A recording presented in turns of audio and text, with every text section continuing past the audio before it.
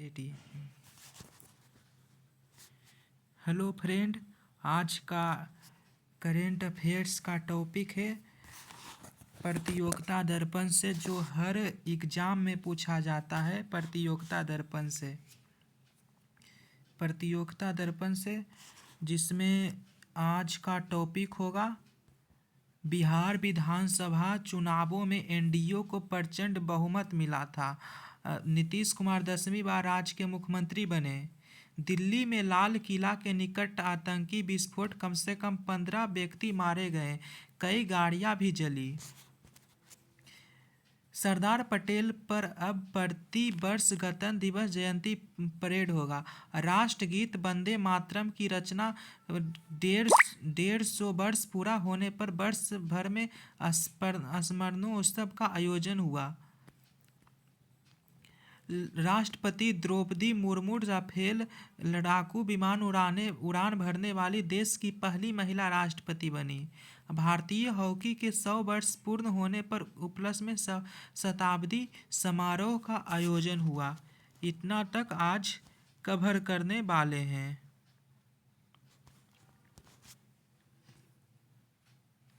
इतना तक कवर होगा आज।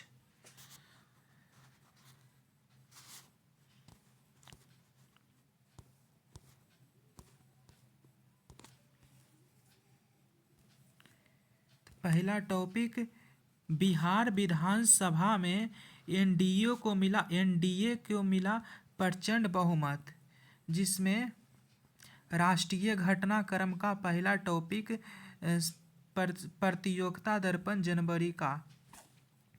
बिहार की 18वीं विधानसभा के लिए नवंबर 2025 में 2 चरणों में संपन्न हुए चुनाव में प्रधानमंत्री श्री नरेंद्र मोदी ने वर्तमान मुख्यमंत्री नीतीश कुमार के नेतृत्व में राष्ट्रीय जनतांत्रिक गठबंधन एनडीए की आंधी ने केवल एनडीए की वापसी की है और महागठबंधन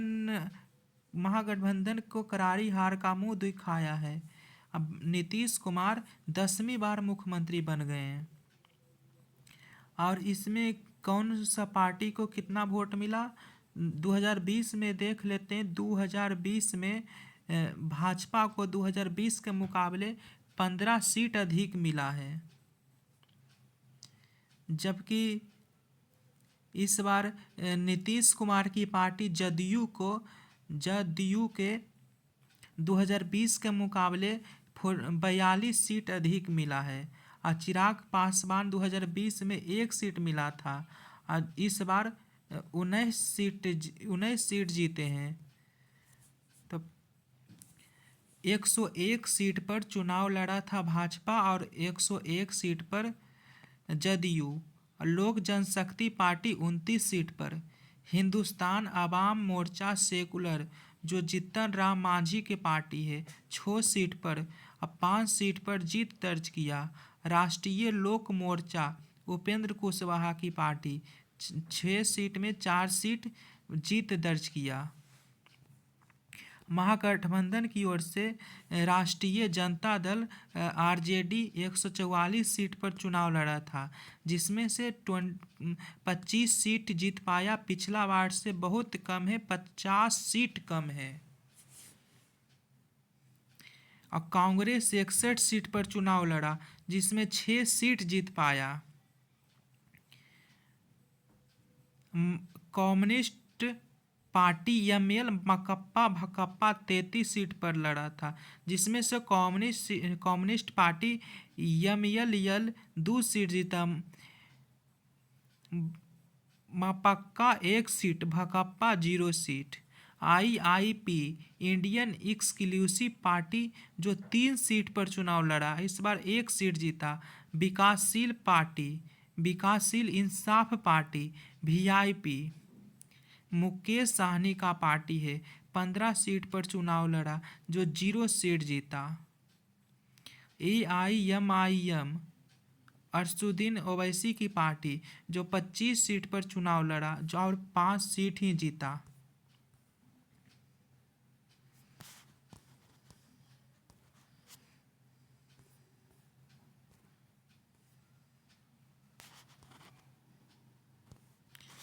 अगला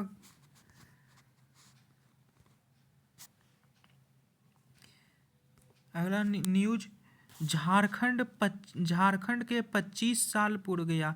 झारखंड 25 वर्ष रजत पर्व इस बार मना रहा है।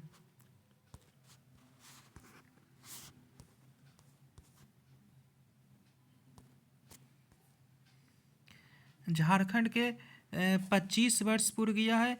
और उल गुलान के महानायक भगवान बिरसा मुंडा जो 150वीं जयंती पर 25 वर्ष का युवा झारखंड धरती आबा के सम्मान करता है। और झारखंड के मुख्यमंत्री है हेमंत बिस्वा शर्मा, नहीं, हेमंत सोरेन। हेमंत बिस्वा शर्मा, झारखंड के मुख्यमंत्री हेमंत सोरेन। अगला न्यूज है बिहार का बारे में।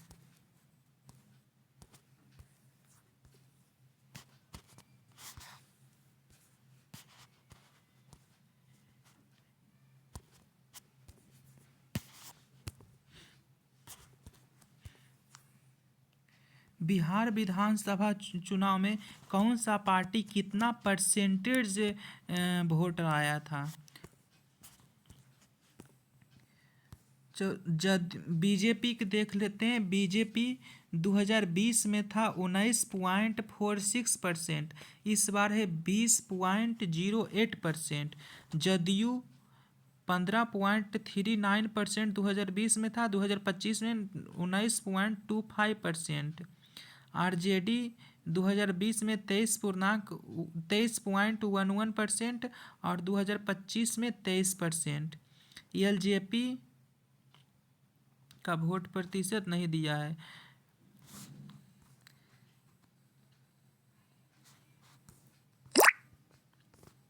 और इसमें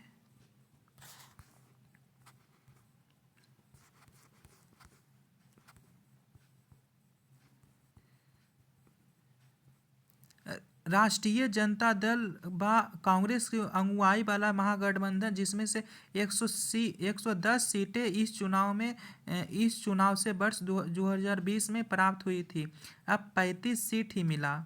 चुनाव से पूर्व महागठबंधन द्वारा भावी मुख्यमंत्री के रूप में पेश किए गए तेजस्वी यादव की राष्ट्रीय जनता दल की सीटों की संख्या 75 से घटकर 25 रह गई। वही कांग्रेस, जिसे 19 सीटें पिछले बार प्राप्त हुए थे, 6 सीट पर इस बार सिमट गई। महागठबंधन के वाम दलों की सीटों की संख्या 13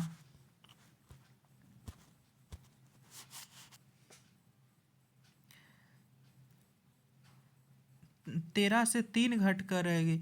और असदुद्दीन ओवैसी की पार्टी AIMIM 5 सीटों पर कब्जा बरकरार रहा। वहीं बहुजन समाज पार्टी मायावती जी की पार्टी 192 सीट पर चुनाव लड़ा था, जिसमें से एक सीट जीता। आम आदमी पार्टी 99 सीट पर चुनाव लड़ा, जिसमें से 0 सीट जीता। वही राजनीतिक रणनीतिकार प्रशांत किशोर की पार्टी जन स्वराज पार्टी 238 सीट पर चुनाव लड़ा था। और इस चुनाव में दोनों ही पार्टियों में से एक भी सीट इस चुनाव में प्राप्त नहीं हो सका। जन स्वराज पार्टी के 238 उम्मीदवारों में से 233 अपनी जमानत भी नहीं जब्त करा सके।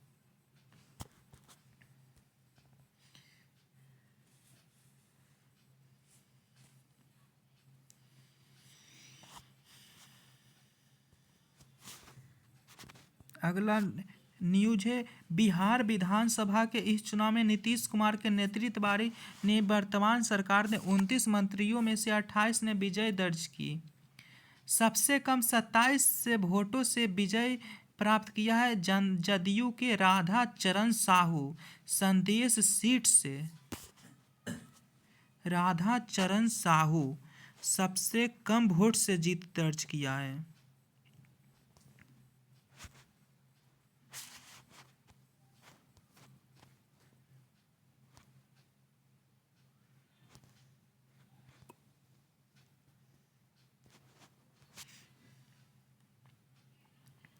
तथा भाजपा के महेश पासवान की आंगी युवाओं निर्वाचन क्षेत्र से विजय का अंतर 95 मतों का रहा है।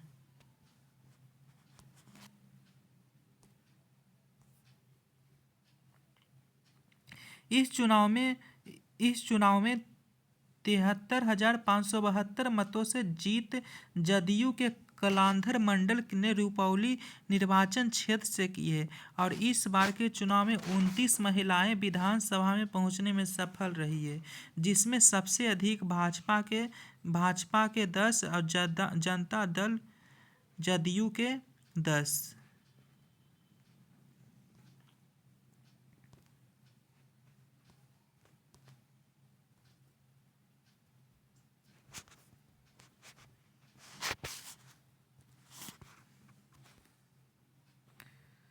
अब विभिन्न राज्यों की 8 विधानसभा सीट पर उपचुनाव भी हुआ था, जिसमें से जम्मू कश्मीर,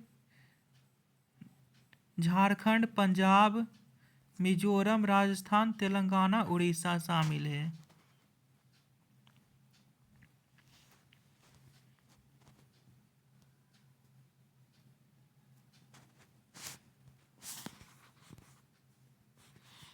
नेक्स्ट न्यूज।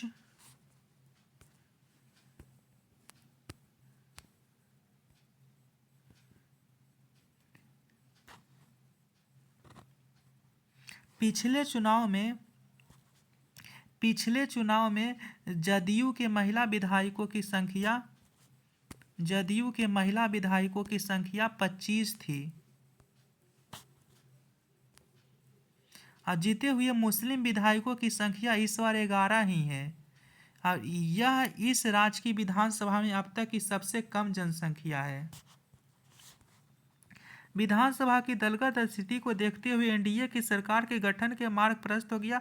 निवर्तमान मुख्यमंत्री नीतीश कुमार सर्वसम्मति से एनडीए के विधायक दल के नेता 19 नवंबर को चुन लिया गया। इसके पश्चात अपनी सरकार का त्यागपत्र देते हुए नई सरकार का गठन का दावा राज्यपाल आरिफ मोहम्मद खान को प्रस्तुत किया। राज्यपाल ने 20 नवंबर को पटना के गांधी मैदान में एक सार्वजनिक समारोह में प्रधानमंत्री श्री नरेंद्र मोदी, गृह मंत्री अमित शाह, अनेक केंद्रीय मंत्रियों व कई राज्यों के मुख्यमंत्रियों की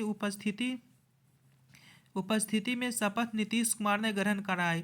लगभग 20 वर्षों से मुख्यमंत्री रहे श्री नीतीश कुमार ने रिकॉर्ड 10वीं बार मुख्यमंत्री पद की शपथ ग्रहण की। नीतीश कुमार कितने बार मुख्यमंत्री पद की शपथ ले चुके हैं? तो 10 बार। वही उप मुख्यमंत्री भाजपा के सम्राट चौधरी और विजय कुमार सिन्हा इस बार दो उप मुख्यमंत्री बनाए गए हैं, जो पिछला बार भी थे। देश में सबसे लंबे कार्यकाल वाले मुख्यमंत्रियों में नीतीश कुमार का 8वां स्थान है। सबसे अधिक दिन तक मुख्यमंत्री रहे पवन कुमार चावलिंग, जो सिक्किम के हैं। 12 दिसंबर 1994 से 26 मई 2019 तक 24 वर्ष से 165 दिन रहे। दूसरे नंबर पर नवीन पटनायक 5 मार्च 2000 से 12 जून 2024 तक 24 वर्ष 99 दिन रहे। तीसरे नंबर पर ज्योति बसु, जो बंगाल के हैं, 21 जून 1977 से 5 नवंबर 2000 तक 23 वर्ष 137 दिन रहे। अगला गोगोंग अपांग अरुणाचल प्रदेश के हैं, जो 22 वर्ष 250 दिन रहे। और अगला है लाल थन हावला, मिजोरम के हैं, जो 22 वर्ष 60 दिन रहे। फिर वीरभद्र सिंह हिमाचल प्रदेश के हैं, जो 21 वर्ष 23 दिन रहे। मानिक सरकार त्रिपुरा के हैं, जो 19 वर्ष 363 दिन रहे। और नीतीश कुमार के नंबर 8वां नंबर पर है, जो नवंबर 2005 से अब तक बने हुए हैं। और 9वां नंबर पर तमिलनाडु के मुख्यमंत्री एम करुणानिधि है, जो 18 वर्ष 362 दिन रहे। फिर 10वां पर प्रकाश सिंह बादल, जो पंजाब के हैं, जो 18 वर्ष 250 दिन रहे।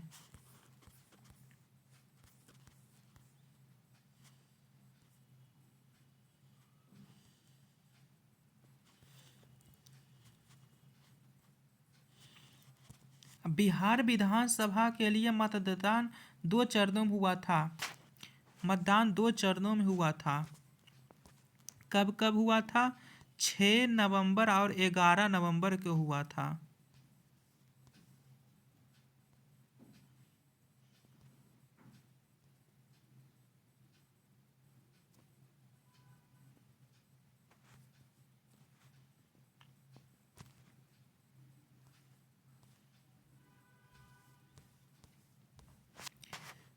छः व 11 नवंबर को कराया गया था। इसमें सीटों की मतगणना 14 नवंबर को हो गई थी।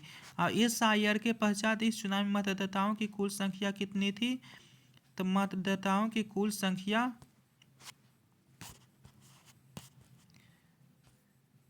7,45,826 थी, जिसमें से 67.13% मतदाताओं ने अपने अधिकार का प्रयोग इस चुनाव में किया, जो 1951 के पश्चात अब तक के सबसे अधिक मतदान प्रतिशत बिहार में है। अगला न्यूज है दिल्ली में लाल किले के निकट आतंकी विस्फोट हुआ है। कम से कम 15 व्यक्ति की मृत्यु हुआ, कई गाड़ियां भी जल गई। आतंकवादियों ने एक बार पुनः दुस्साहसी कदम उठाते हुए 10 नवंबर को दिल्ली में लाल किला के निकट भीषण विस्फोट कर दिया। इसमें कार न केवल दिल्ली को दहला दिया, बल्कि पूरे देश के स्तंभ कर दिया। जम्मू कश्मीर पुलिस ने हरियाणा पुलिस के साथ मिलकर 8 से 10 नवंबर को 3 दिन चले इस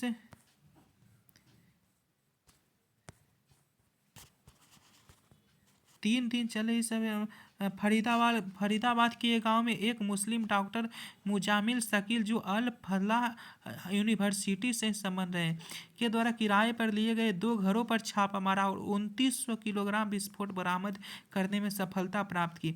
इस मामले में जांच अभी चल रही थी कि दिल्ली में लाल किले के निकट एक धीमी गति से चलती कार में हुए भीषण विस्फोट ने पूरी दिल्ली को तहलका मचा दिया। फरीदाबाद स्थित अल फलाह यूनिवर्सिटी के डॉक्टर उमर मोहम्मद ही हरियाणा के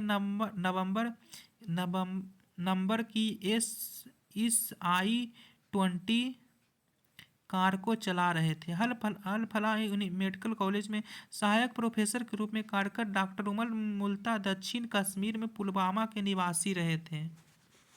उनके खुद के शरीर के चित्रे उड़ गए।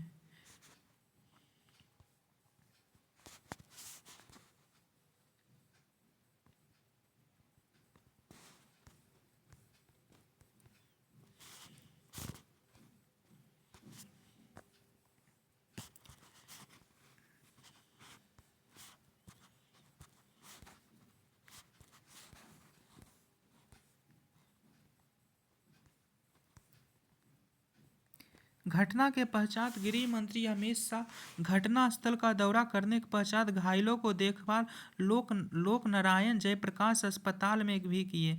प्रधानमंत्री श्री नरेंद्र मोदी, जो 11-12 नवंबर को भूटान में थे, ने भी भूटान से लौटते समय सबसे पहले अस्पताल जाकर पीड़ितों से मुलाकात की। दिल्ली पुलिस की विशेष शाखा ने राष्ट्रीय सुरक्षा गार्ड NSC के अतिरिक्त राष्ट्रीय सुरक्षा एजेंसी NI भी पूरे मामले की उच्च स्तरीय जांच में जुटी है। फरीदाबाद में मिले विस्फोटक को दिल्ली में लाल किले के निकट भीड़ भाड़ वाले इलाके में हुए विस्फोट के बाद NIA की जांचों में व्हाइट कॉलर गैंग का खुलासा हो रहा है, जिससे मुख्यतः कश्मीरी मूल के डॉक्टर से जुड़े हुए हैं। इस सिलसिले में डॉक्टर उमर के कुछ डॉक्टर साथियों के अतिरिक्त अनेक संदिग्धों को पुलिस ने हिरासत में लिए हैं। गिरफ्तार किए गए डॉक्टरों को फरीदाबाद, रामोलता, लखनऊ के डॉक्टर शाहीन भी है, जो आतंकी संगठन जैश ए मोहम्मद से जुड़ी महिला संगठन की भर्ती शाखा से जुड़ी बताई गई है। तलाकशुदा डॉक्टर शाहीन के एक अनेक डॉक्टरों के साथ साथ पाकिस्तान व खाड़ी देशों के साथ सोशल मीडिया के जरिए संबंधों की जांच में पुलिस लगी। व्हाइट कॉलर गैंग के डॉक्टरों के संबंध में फरीदाबाद स्थित अल फलाह यूनिवर्सिटी व उसके मेडिकल कॉलेज से मिल रहे हैं। दिल्ली के 10 नवंबर को आत्मघाती विस्फोट में मारा गया डॉक्टर उमर उन नबी फरीदाबाद में गिरफ्तार की गई डॉक्टर शाहीन इसी मेडिकल कॉलेज से नियुक्त थी।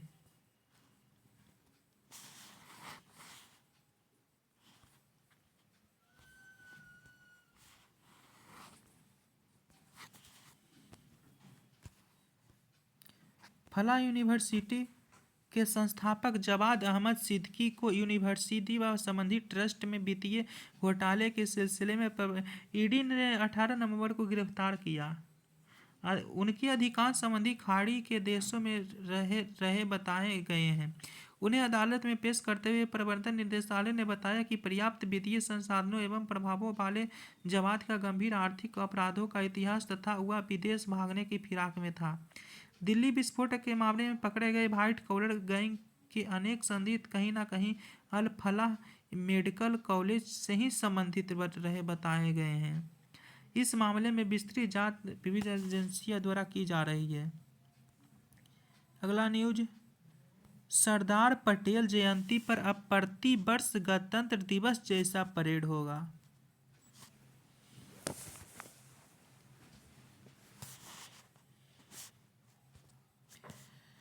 सरकार द्वारा लिए गए निर्णय के तहत लौह पुरुष सरदार वल्लभ भाई पटेल की जयंती पर अब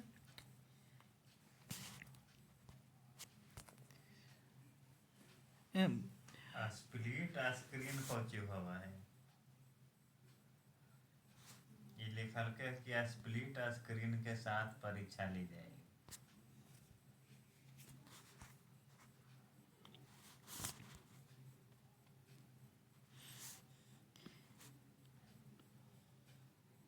सरकार द्वारा लिए गए निर्णय के तहत लौह पुरुष सरदार वल्लभ भाई पटेल की जयंती अब गणतंत्र दिवस परेड की तरह परेड का आयोजन प्रति वर्ष किया जाएगा। यह परेड 31 अक्टूबर को पटेल जयंती, राष्ट्रीय एकता दिवस, एक क्वेश्चन यहाँ मिल रहा, पटेल जयंती नहीं, राष्ट्रीय एकता दिवस कब मनाया जाता है? 31 अक्टूबर को।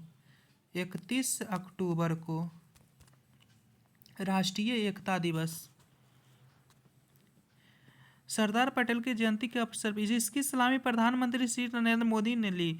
इस अवसर पर प्रधानमंत्री को दिए गए गार्ड ऑफ ऑनर का नेतृत्व एक महिला अधिकारी ने किया। विविधता में एकता थीम के तहत विभिन्न राज्यों और केंद्रशासित प्रदेशों के प्रतिनिधित्व करने वाली झांकियों का प्रदर्शन इस परेड में किया। इनमें से एनएसजी, एनडीआरएफ, गुजरात, जम्मू कश्मीर, अंडमान और निकोबार द्वीप समूह, मणिपुर, महाराष्ट्र, छत्तीसगढ़,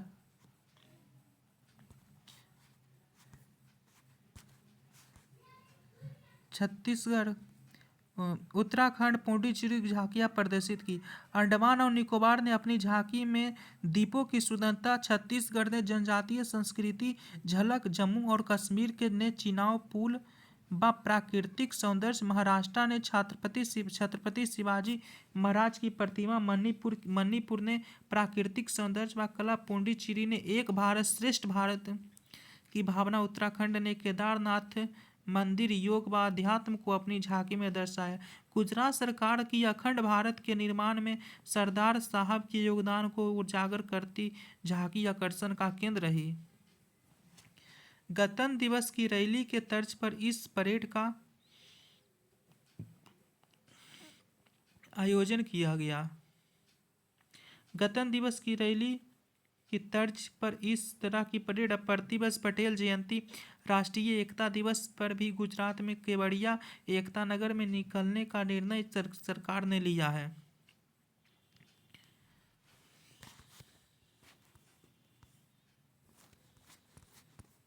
अगला न्यूज है, राष्ट्रीय गीत वंदे मातरम की 150वीं वर्ष 150 वर्ष पूरा हो चुका है। 150वीं वर्ष पूरा होने पर स्वर्णोत्सव कार्यक्रम किया गया। बंकिम चंद्र चटर्जी द्वारा रचित गीत वंदे मातरम, जिसे बाद में राष्ट्रीय गीत को अपनाया गया, की रचना 150 वर्ष के पूर्ण होने की स्मृति पर वर्ष भर का स्वर्णोत्सव कार्यक्रम 7 नवंबर 2025 से 7 नवंबर 2026 तक सरकार द्वारा देश भर में मनाया जा रहा है। इसका उद्घाटन प्रधानमंत्री श्री नरेंद्र मोदी ने 7 नवंबर 2025 को नई दिल्ली में किए हैं।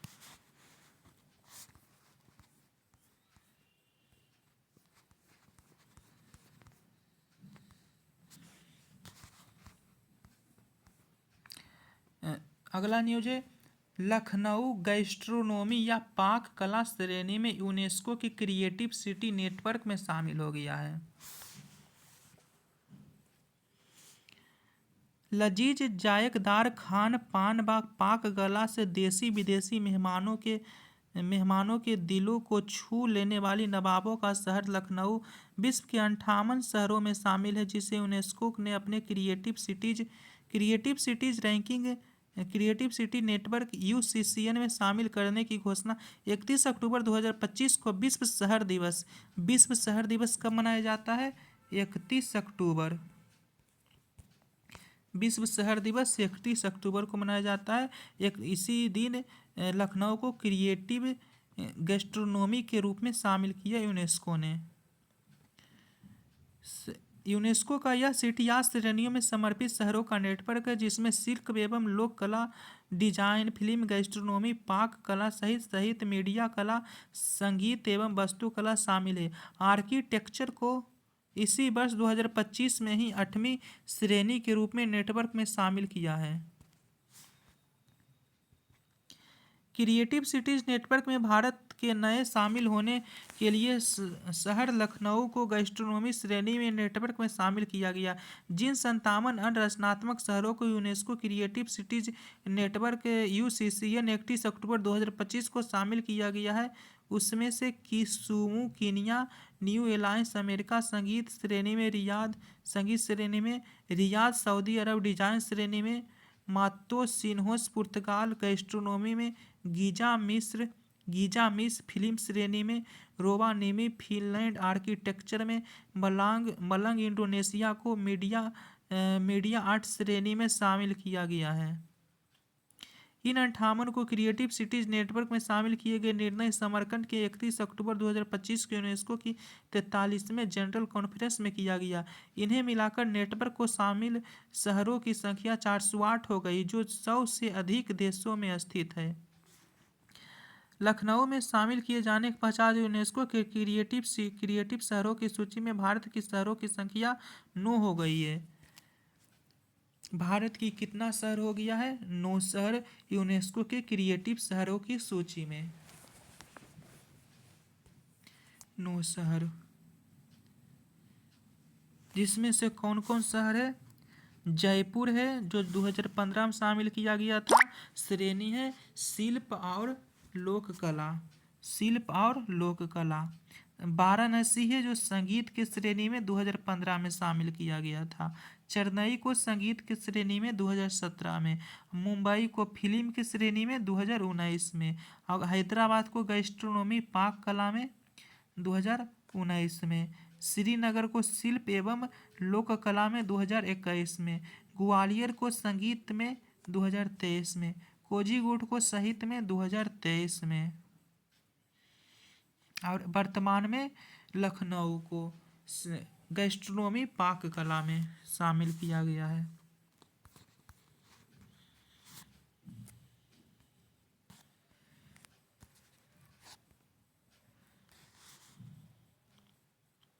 इंदिरा गांधी स्टेडियम में स्टेडियम में एक कार्यक्रम किया गया। इस अवसर पर स्मारक डाक टिकट 150 रुपया अंकित मूल्य का एक स्मारक सिक्का भी प्रधानमंत्री जारी किए। वंदे मातरम के इतिहास में एक लघु फिल्म का प्रदर्शन भी इस अवसर पर किया गया। इस समारोह के दौरान देश के विभिन्न भागों में 9:50 बजे प्रातः 9:50 बजे वंदे मातरम का पूर्ण संस्करण एक सामूहिक गायन हुआ। इस राष्ट्रपति स्मरणोत्सव का उद्देश्य देश के स्वतंत्रता संग्राम को प्रेरणा देने तथा राष्ट्रीय गौरव व एकता अलख जगाने वाले इस गीत के महत्व को जन जन तक पहुंचाना है। वंदे मातरम गीत बंकिम चंद्र चटर्जी ने 7 नवंबर 1875 को अक्षय नवमी के दिन लिखा था। अक्षय नवमी के दिन लिखा था। बाद में उनके उपन्यास आनंद मठ के एक अंश के रूप में साहित्य पत्रिका बंगदर्शन में प्रकाशित हुआ। बंगदर्शन। अगला न्यूज है राष्ट्रपति द्रौपदी मुर्मू राफेल लड़ाकू विमान में उड़ान भरने वाली देश की पहली राष्ट्रपति बनी है। सुखोई 30 MKI लड़ाकू विमान में पहले ही उड़ान भर चुकी राष्ट्रपति श्रीमती द्रौपदी मुर्मू ने 29 अक्टूबर 2025 को इतिहास रचते हुए राफेल फाइटर विमान में भी उड़ान भरी है। राफेल लड़ाकू विमान में उड़ान भरने वाली वह देश की पहली राष्ट्रपति है। इससे पूर्व अप्रैल 2023 में असम के तेजपुर में सुखोई 30 MKI की उड़ान उन्होंने भरी थी। राफेल के अंबाला वायुसेना स्टेशन से 29 अक्टूबर 2025 को उनकी उड़ान 17 स्क्वाड्रन गोल्डन एरोस में commanding officer group captain Amit Guhani उनके पायलट थे, जबकि वायुसेना प्रमुख air chief marshal Amarpreet Singh ने दूसरे राफेल में उन्हें एस्कॉर्ट किया। 33 मिनट की इस उड़ान में लगभग 700 किलोमीटर प्रति घंटा की गति से लगभग 200 किलोमीटर की दूरी उनके विमान में तय की। इसके साथ लड़ाकू विमान में उड़ान भरने वाली दूसरी महिला राष्ट्रपति भी हुआ हो गई। इससे पूर्व 25 नवंबर 2009 को तत्कालीन राष्ट्रपति श्रीमती प्रतिभा पाटिल ने पुणे के लौहगांव में वायुसेना केंद्र के सुखोई 30 MKI मिशन विमान से उड़ान भरी थी। डॉक्टर APJ अब्दुल कलाम राष्ट्रपति रहते हुए 8 जून 2006 को लौहगांव से सुखोई 30 MKI विमान में उड़ान भरे थे। डॉक्टर कलाम किसी फाइटर जेट में उड़ान भरने वाले देश के पहले राष्ट्रपति थे। शिवांगी सिंह जो राफेल उड़ाने वाली देश की इकलौती महिला पायलट है, जो ऑपरेशन सिंदूर में भी शामिल रही थी।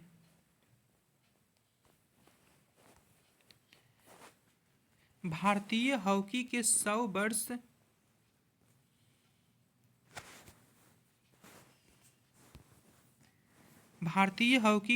वर्ष पूर्ण होने के उपलक्ष्य में शताब्दी समारोह मनाया गया।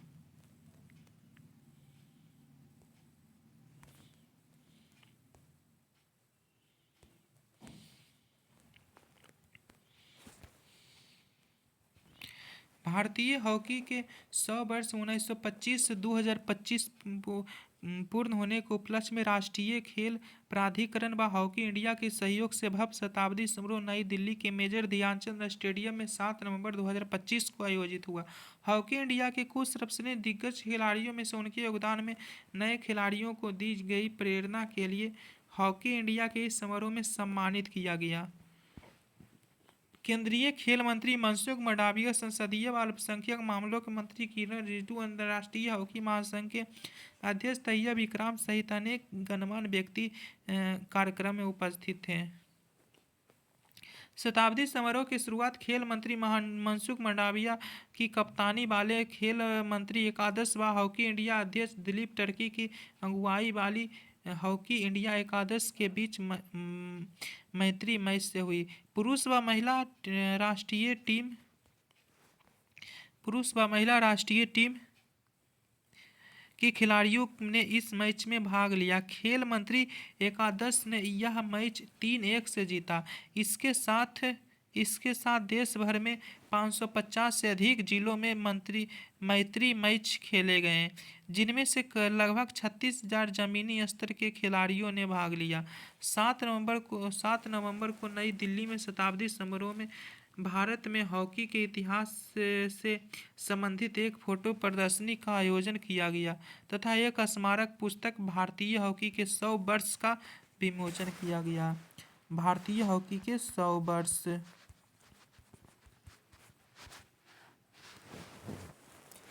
वर्ष का विमोचन किया गया। हॉकी के जिन दिग्गज खिलाड़ियों को इस समारोह में सम्मानित किया गया, उनमें से Gurbaksh Singh, Harvinder Singh, Ajit Pal Singh, Ashok Kumar, BP Govinda, Aslam Sher Khan, Zafar Iqbal, brigadier Harcharan Singh, Vineet Kumar, Romeo James, Asunta Lakra व सुश्री सुभद्रा प्रधान शामिल थे।